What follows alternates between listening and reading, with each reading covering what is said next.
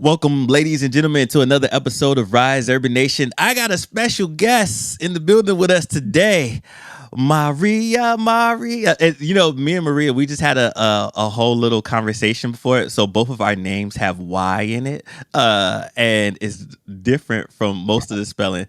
And I heard you even spelled one of your kids' name with a Y, right? Sure did. I did it right to her as it was done to me. So So right. look at we get to pass on tradition. So Maria, for those people who do not know you, let's start off like this. Who is Maria? And I know this is a deep question. You can take it as far as wide as you want. Who is Maria with a Y? That. Yes, Maria with a Y, definitely uniqueness. As I said, I have the uniqueness. I can't find a mug at Disneyland with my name on it, but that's okay because I like things to just be creative and innovative for myself.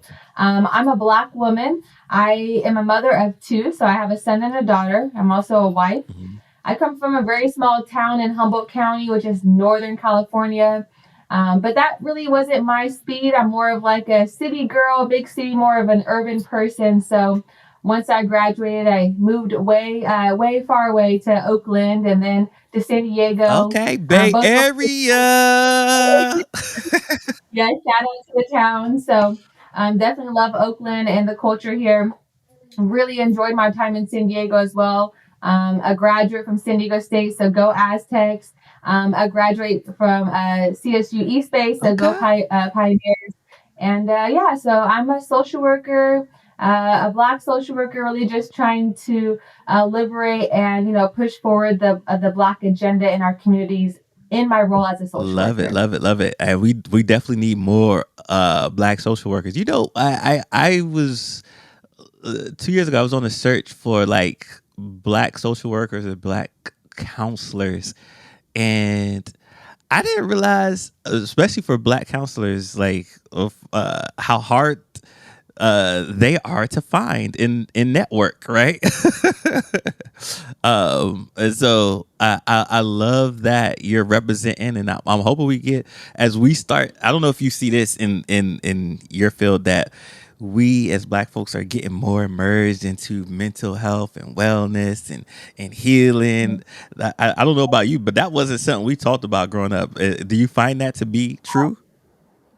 At all. Yes, absolutely. Now it's becoming more of our conversation, more of our norms. There's a lot more Black activists that are social workers, mental health providers that are focused on spreading the word and sharing that knowledge with their community. That's something that I strive to do as a social worker is to utilize the material and content I received in my programs to then share it back to the community. How can the Black community benefit and become, rich off knowledge based off what I have to share? And I know there's some really great men out there who are also social workers who are focused on mental health. There's someone who talks about men to health, and What? I like that. that's I like that wordplay. yes, yes. So kudos to him for coming up with that. But I definitely agree. In the past, there was a lot less. I think my generation, the millennials, and just the group of people that are coming through the ranks right now, have realized the importance of talking and sharing and expressing, and also have more of a language, right? More of an ability to describe those things. I think prior generations, maybe our parents or our grandparents, didn't have the language to describe behavior or emotions or frustrations. And so it was only either happy or angry, Mm. or upset or mad, and not really other words to describe what they're going through, because they didn't have the safe space to learn and to share. Yeah. So would you, uh, uh, because forgive me, I don't know all the terminology, so you're gonna educate me on this. I'm pretty sure. Is that what they call like social emotional awareness or literacy? Is that what that kind of is? Absolutely, absolutely, yes, yes. Becoming more aware of your social emotional capabilities, um, being more like socially emotionally intelligent with yourself Hmm. and how you react, how you engage. What are some of your triggers? Hmm. I also like to talk about a lot of like self awareness of how was I socially conditioned? What is my social landscape for who I am? Hmm. And how are all of those things coming into play to then make me who I am and how I show up and present in the world today. Nice. So All comes so through. like what would you say is, the biggest thing that's helping us become more socially aware in the Black community, versus, what our parents were used to as far as the norm? Like what, like in your studies or your honest, opinion, what do you think it is that's helping us have this transformation and becoming more in tune and allowing space? Yeah, yeah, definitely. I think that it starts with the professionals that are in the field right now, like as you know yourself, like it's a different generation of people who are in these positions of power to share information, to provide resources, and to share this opportunity or to share resources for the communities.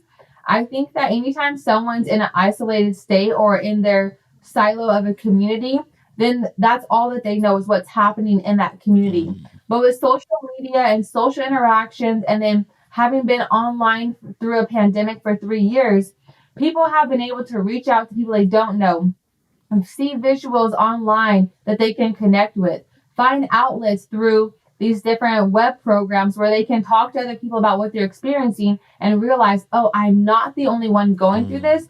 Actually, other people are also upset about their current status of life. So maybe if I just share, I can release. A lot of what we deal with is we hold on to it.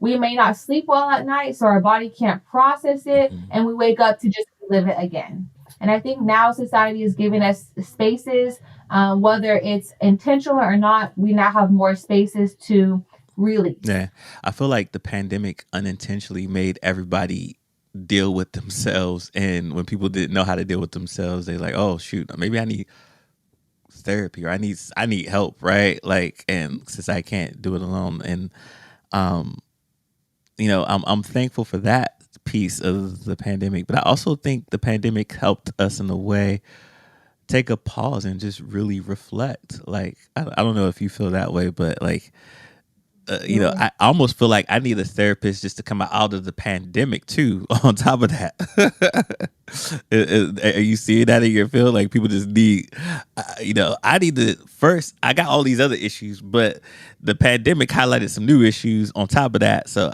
can you get me right from the pandemic so that I can deal with these other things that have made compound or like I'm more in tune to now because of the pandemic. Absolutely. I was just talking to someone earlier this week about this. We're in such a heightened state of mind and so overwhelmed with everything that's going on that we don't even know where base is anymore, Mm, because we're either so far up here or so far down here that where's level, where's base at, and how can I get back to that? So finding opportunities to clear that out can be really beneficial. Therapy is one approach to doing that. And the good part about therapy is you're talking to someone who's not personally invested in the outcome, not personally invested in the experience that you're sharing or the decision making. They're really just there to help guide you or provide information, resources, but not necessarily there to direct you or tell you or force you one way or the other. The good part about talking to a therapist or a coach is they're adding a new and different perspective to what you're experiencing. When you only talk to people in your echo chamber, mm, all you're getting back is what you are already thinking or experiencing. It's really adding into that confirmation bias of, oh yeah, they were wrong for that, or oh yeah, this is really happening. It's really unfortunate. Or I was actually really good at, making that happen. But instead of just having that echo of what you're already experiencing and the confirming of what you were intending, a therapist or a coach can add a different perspective mm. that you may not have thought about. And really, it adds value to what you're Look, and experiencing. now you get into my lane, confirmation bias. That's when I was like, "Ooh, she talking some D&I stuff now." All right, okay, let's do it. So wait, um, because I noticed you put in coach in there, and what's the unique difference between like a therapist and coach? Like, and how do I decide which one's the best for me? Like to get a therapist or get a coach? Yeah, so they are two different things, and I'm not an expert in either. I'm only speaking from my personal knowledge or just like what I've experienced. But a therapist is going to be someone who's licensed either clinically as a social worker or have like a license of a marriage and family therapist or psychology. Mm, So to become an actual therapist, you are going to be licensed through the Board of Behavioral mm-hmm. Sciences. or something of that sort.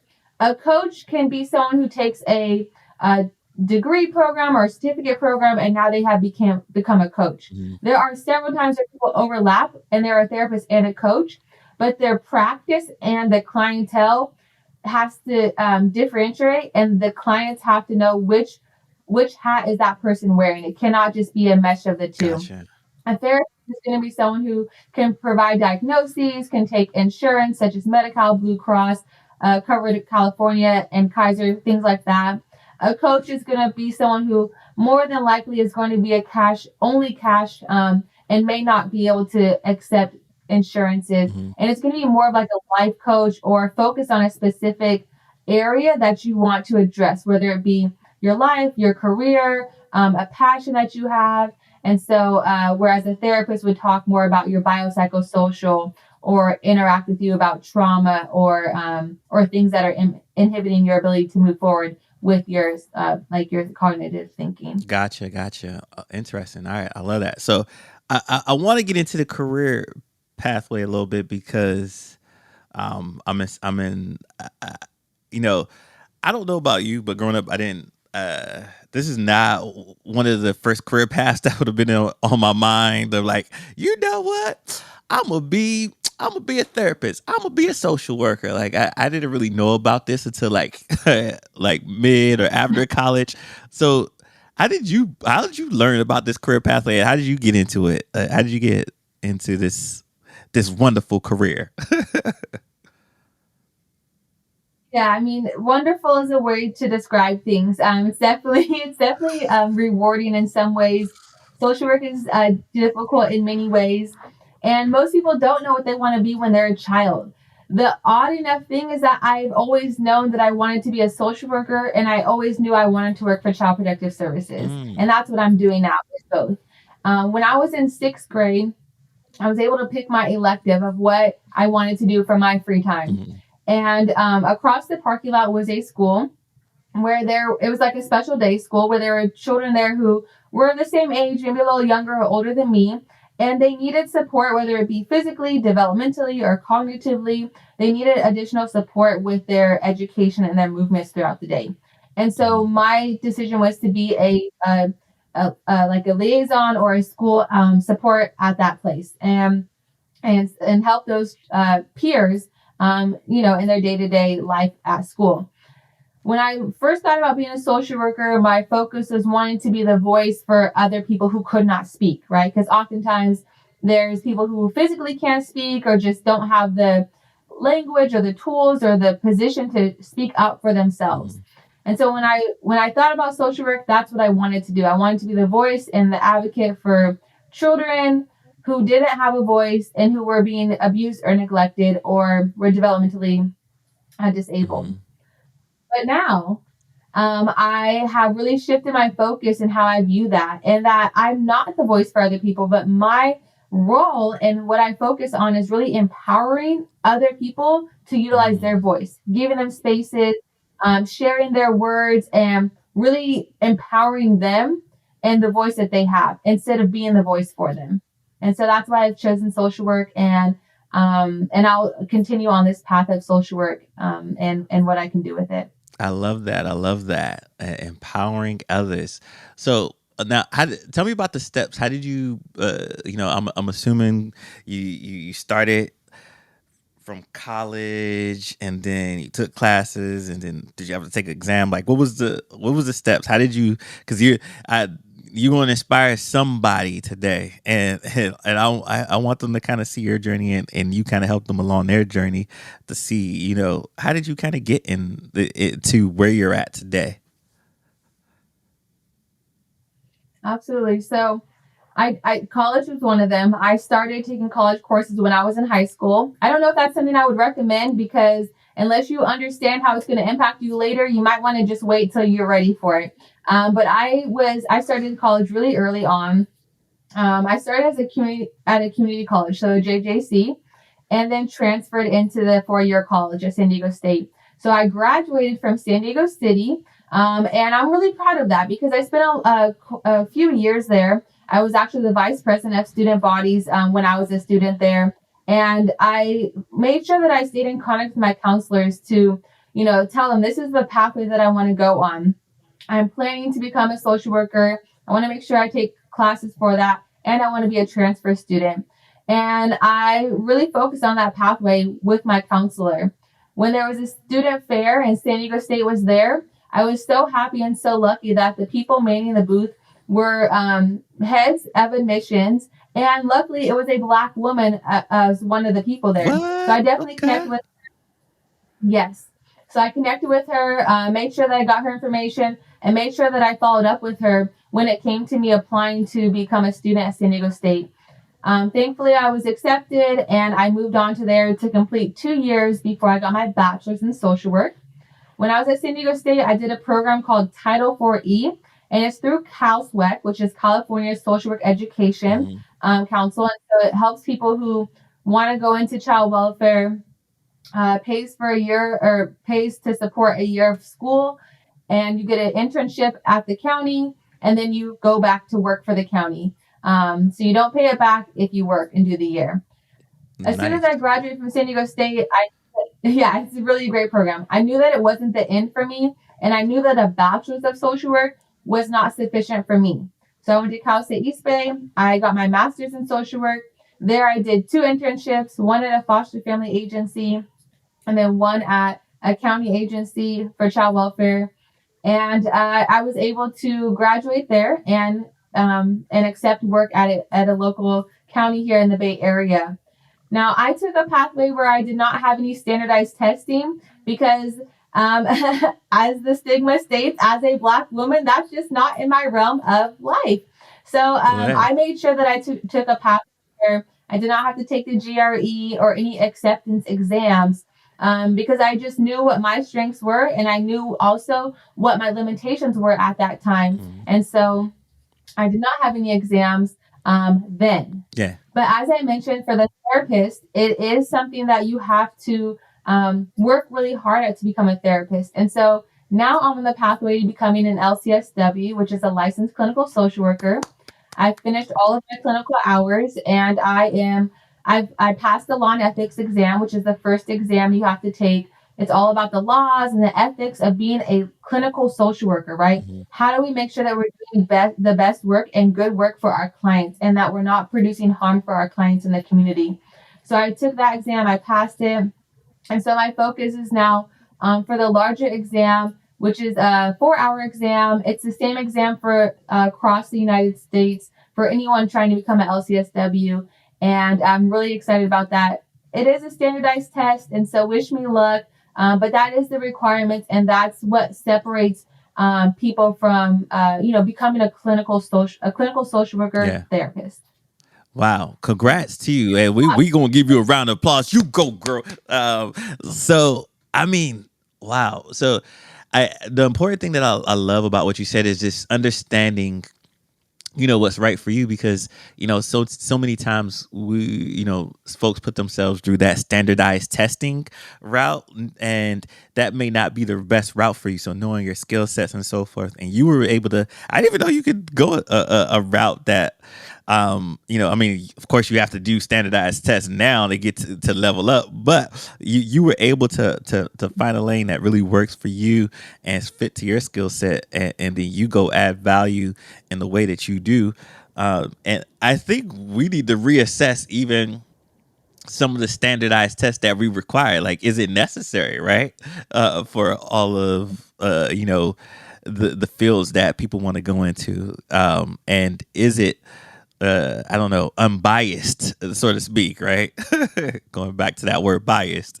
I don't know how you feel about it, but go ahead. You look like you want to speak on it. Go ahead, speak on it. Oh, I just love the bias. Like, I just love it. It's like a comfortable word. And I think people need to become more comfortable with bias because I believe it's very humanistic quality to be biased. There's a plethora, like a huge continuum of biases. So it's not like one type of bias. But, And I believe that like when we become more aware of what our biases are, what are our like cultural considerations that have caused these biases, how we've been socially conditioned to adhere to these biases, at that point we can become more aware of them and more aware of how our bias is impacting others, right? So Mm-hmm. like I provide training on implicit bias in different arenas. And, for me, people always want to say, oh, well, what about if I'm walking down the street or something? It's like, what about if it's late, dark at night? And I'm like, look, I'm not training you on how to behave in your personal life. I'm training you on how to be aware of what happens in your personal life and how is that trickling over to you as a professional, impacting the clients that you serve. Mm. Please keep yourself safe if that's what you need to do based on your community.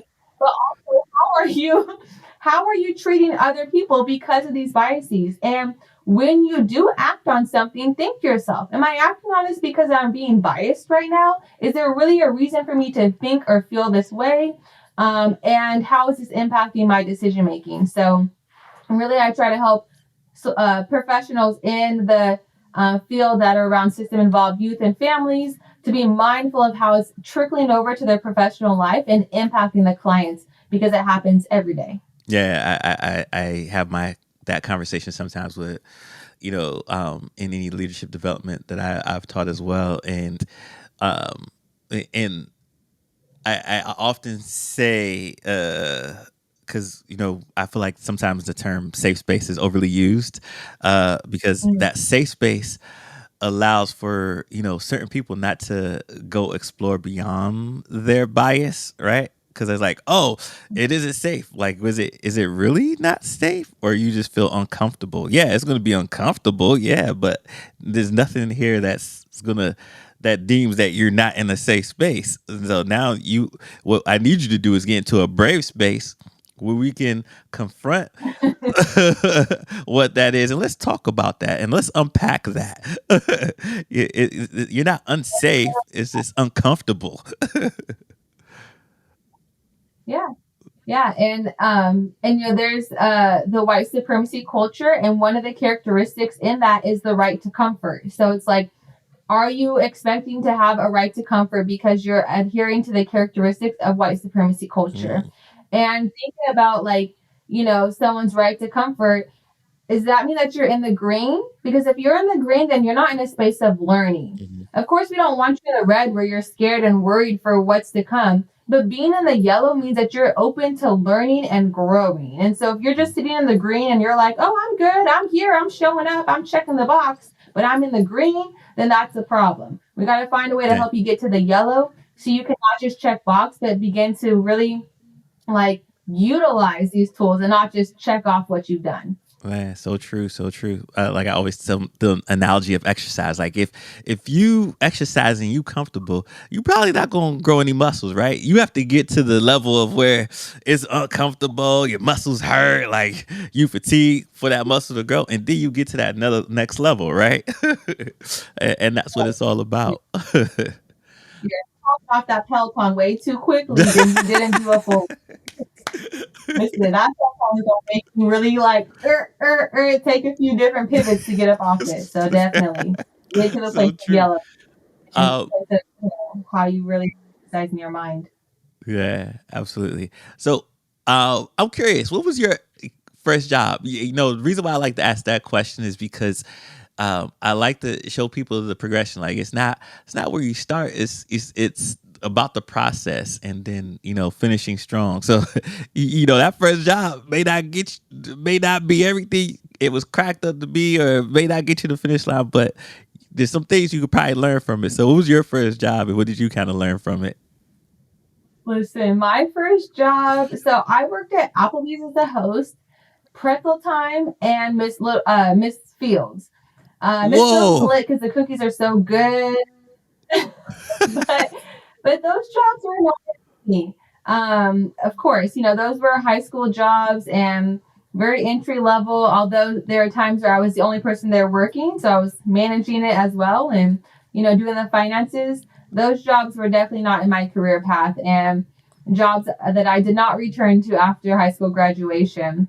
Right. Uh, but I did have a volunteer experience when I was in high school where during my summertime, I would ride my bike to the county office Uh, and begin to prepare lunches. So I would literally have like a big table and I would like stack lunches and make like sandwiches and all the goodies and stuff. And so I'd make thousands of stacked lunches for the community for different programs that were going on during the summertime. So Oh, that's that was my awesome. Bless volunteer your heart. experience first. And, but my first jobs have nothing to do with anything and things I just would not go back to doing. Yeah, see that, ladies and gentlemen? That's grit and determination right there. That's what Drake said. Started from the bottom, now we here. And my bottom story hasn't even come, but I'll share a bottom story later on in life because my bottom story is real bottom. I've been around a lot of corners, but I am happy to be here and I definitely agree with the grit. No matter where you come from or what you've gone through, just keep pushing through. Really envision what a different life could look like because once you begin to envision it, you can begin to believe it. Then you believe it, then you start to strategize for it and then act on it. So, Ooh, even if you're in a dark place or even if you're like stuck on something or even if you're experiencing risky behavior or risky lived experiences, there's still an opportunity for growth. And no matter what age or where you're at in life, just think about, is this something you want to do forever? And what would a different life look like for you? wow, that's a bar right there. So, and I now you can't tease like, oh, I got a bottom story and not tell me a bottom story because I feel like this kind of that bottom story leads into my next question is, which was like, what is the one good lesson life has taught you? And I'm assuming one of them bottom stories is about a good lesson that life has taught you. So please do share with us, Maria. Yes, yes. So, I mean, okay, so I'll share a little bit. I won't go into like detail about my life right now, but I will share lessons learned.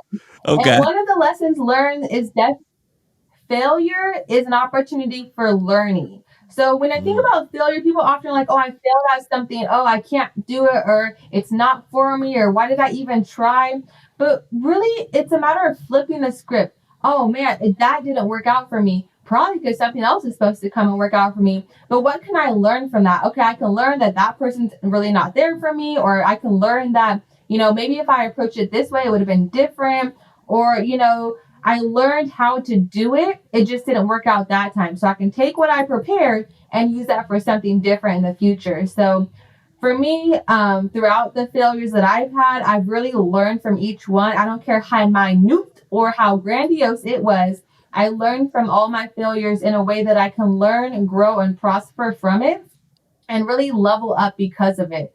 mm. So that's, just my little bit of like lesson that has taught me to not give up. And what some people may say is I'm unstoppable. I don't believe that, but I just know that I won't accept failure. I only see that as an opportunity to learn and grow.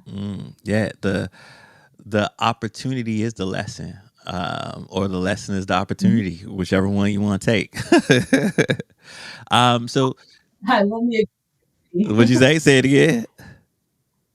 I love me a good opportunity. I see everything as an opportunity because I pull from everything. I've been very mindful of documenting experiences so I can reflect back on them. I So love it's that. always an opportunity. Yeah, I love that. So let's say if somebody's listening to your story, young lady, she's going through high school. She's like, you know what? I really love everything Maria was saying. Or maybe there's somebody who's in a dead end job right now. Is like, you know what? I'm gonna dust myself off, go back into community college because Maria talk that talk Maria talking. I think that's what I want to do and what I need to do.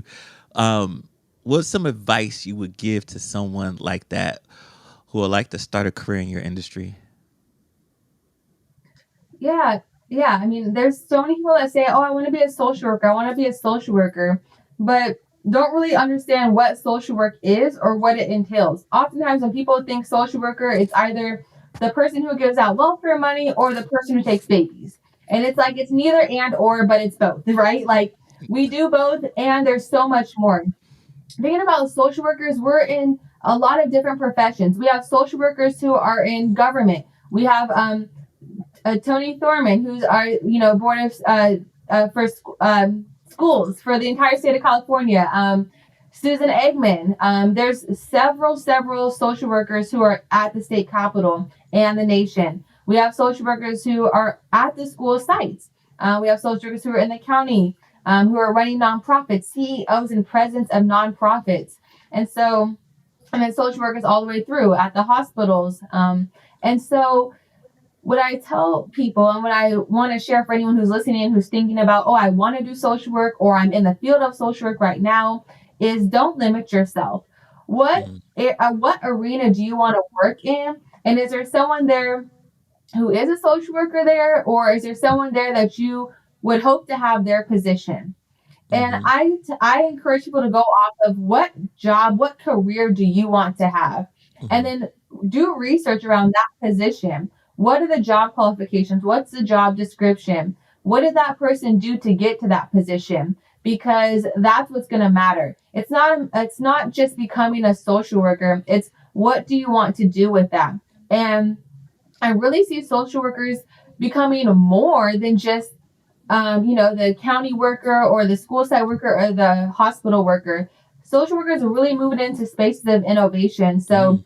thinking about the industry you want to work in, what are those job qualifications, and realizing that social work is very versatile. Mhm. Social workers are going to be immersed in more professional settings than they have ever been. And so I'm Mhm. really excited for anyone that wants to become a social worker. It's a great field.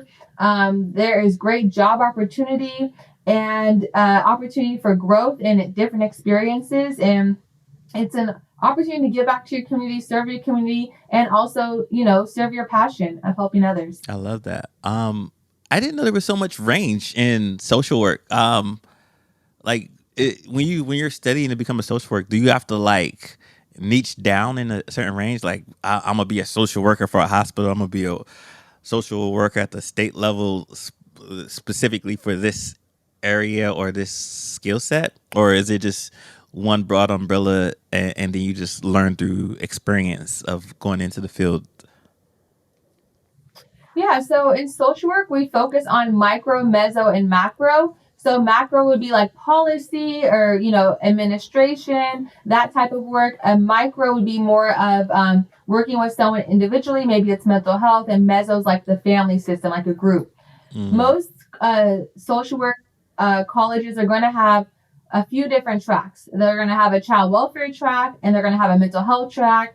They may have a mental health track. They may have a track that's focused on Native American or Indian American, working at their sites Mm. and focusing on the betterment of those communities. So each school is going to have their different focuses or Mm. tracks, but most are going to have either a child welfare and mental health track, where mental health is going to prepare you for licensing and focus on diagnosing and clinical.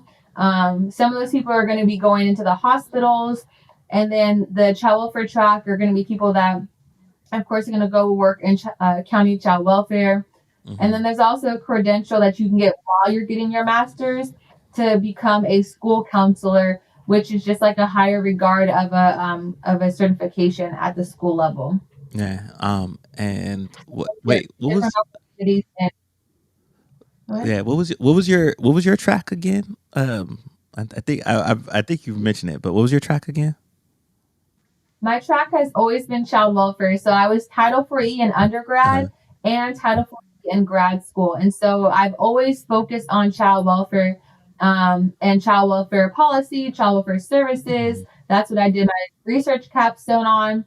And I've enjoyed it. I feel pretty well versed in child welfare policy, and children and family services. The downside is I missed out on a lot of clinical information. So now Mm. that I'm going through my own clinical track of trying to become licensed, I'm Mhm. having to relearn things or reacquaint myself with different things because I just wasn't focused so heavily on that in grad school. Gotcha. Gotcha. Now, one key thing that you had said when we were talking about some of the advice you would give is you mentioned how at the cusp of innovation with social work, which definitely intrigued me. When you think in terms of innovation or what the future has in store for the industry, what do you see as far as in terms of innovation? What does the future have in store? Yeah, so I see social workers innovating different policies, implementing programs that are going to service communities differently. Hmm. right? So right now, a lot of the people that are creating programs or in policy or in these high level executive positions may not be social workers, but I see social workers moving into those positions more steadily, and creating an innovative direction for these organizations that focus on more than just that immediate mission of the executive team, but really what is the impact on the organization. Mm, I love that. Um, I see that. Yeah. yeah. So what do you think the future has in store for, just getting more people of color in this industry?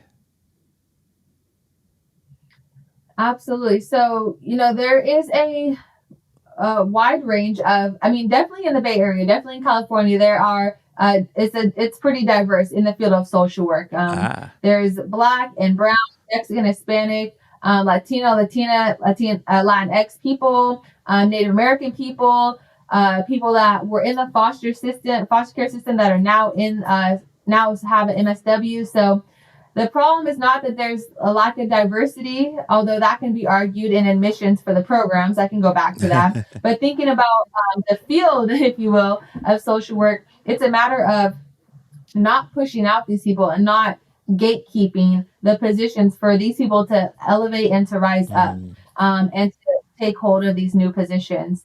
Um, but I will say that even when there is people who are, Black women in these power positions, it does not mitigate the bias or biased decision making that mm-hmm, occurs within these organizations.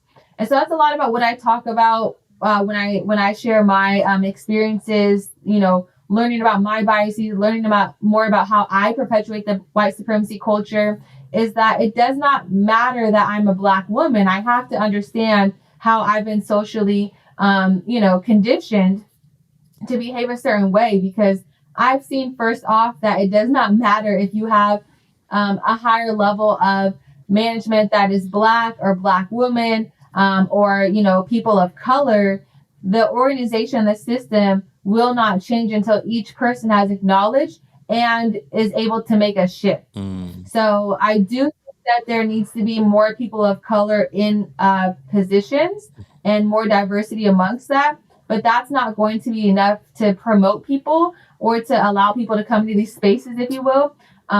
We each still have to do the work, because it won't matter who's in the position if they don't acknowledge how they perpetuate inequalities. yeah, that's so true.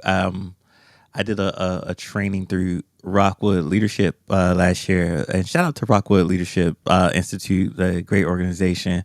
And I remember in one of the trainings, or the cohort I was in, they had this piece of paper up talking about white supremacy culture, right? And then I remember reading through it, and I started looking at some of the things, and I like, oh man, I do that. Oh man, I do that. Oh my goodness, I got some unlearning to do. So I definitely agree with you on that. I think we've some of us been so conditioned with certain things that I think we all have pieces of things that we've learned growing up that we need to unlearn, and just to acknowledge that we have it, right? Because if we can't start to address and fix what we don't name, and so like being able to name it is a key thing. So thank you for sharing that. Um, let's end off like this. What projects are you currently working on, and where can people find you? Yeah, so I'm currently in three different higher ed programs right now, Ooh, you be focusing on working. becoming how we have to do. Okay, so let me get back to it, girl, because but I am, because I want to be a stronger educator, right? So I am an educator. I lecture at a CSU, and I support other people's learning experience. So I want to better myself as an educator. I am really serious about becoming an innovator. So I'm working on becoming a stronger social work innovator and developing my own innovation. Um, And I want to hone in on my ability to be a change agent within the child welfare system. And that's really what I'm focused on right now. And so the programs that I'm in are helping further that goal of myself. Um, and thinking about my work over the last few years, or even a decade, if you will, in social work, I've really been focused on child welfare services. And with my experience as a child welfare worker, and the innovations that I'm creating, I'm hoping to provide more direct support, suggestions, and education to system involved families.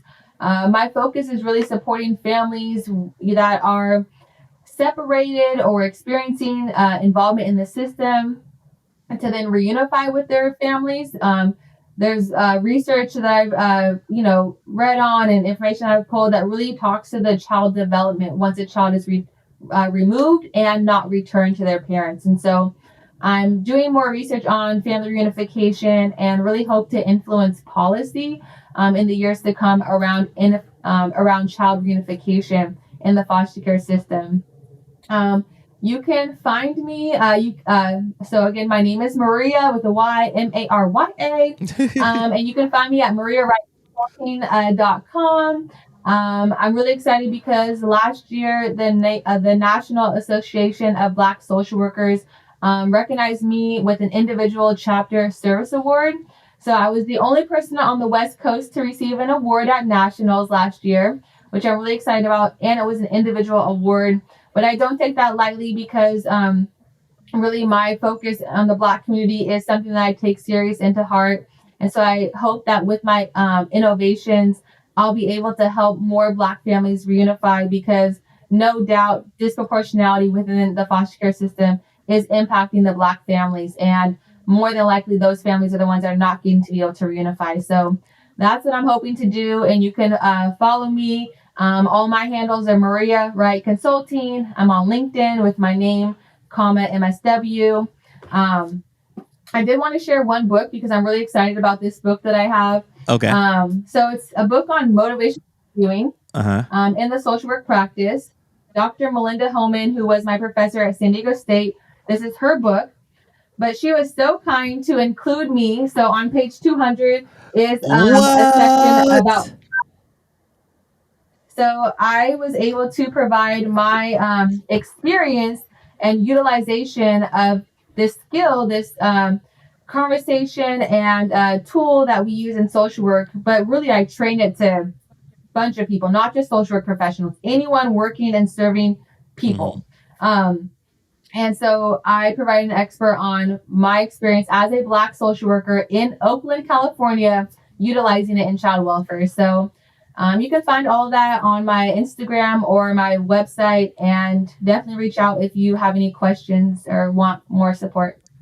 Maria with a while. I'm gonna have to give it up to you because man, that is amazing. Like round of applause with everything that you're doing to move the needle on social work, bring awareness, share your story, engage in conversation. Like this has been a uplifting and rewarding conversation for me to have. uh, I can't applaud you enough. Thank you. um, Terrell, too. I appreciate the Rise Urban Nation podcast and the community that you have and all of your listeners. This was a great opportunity, and I enjoyed the conversation. yeah, so hopefully we won't have to get you back one of these days just to do a master class on how to do that special unique thing you do. And enlighten us in the leadership development one of these days. But before we head out, any last words for the people? Last words of wisdom before we head out? Yeah, so one of my favorite life hashtags is flexibility. And so I just encourage people to remain flexible as they move through life, as they move through their days. If things didn't go right, whether it's you missed the exit or you didn't get something that you were hoping to get, just remain flexible, because you never know why it was supposed to happen that way, and know that everything happens for a reason. So remain flexible and continue to look for opportunities, whether it's an up or down opportunity. It's always room for growth. Oh man, that's beautiful. Remain flexible and just be ready for those opportunities, whether up or down. The sometimes the challenge is the opportunity. So Maria, thank you again so much. I can't wait for everybody to hear this episode. Maria Wright, ladies and gentlemen. Thank you. I can't wait for it either.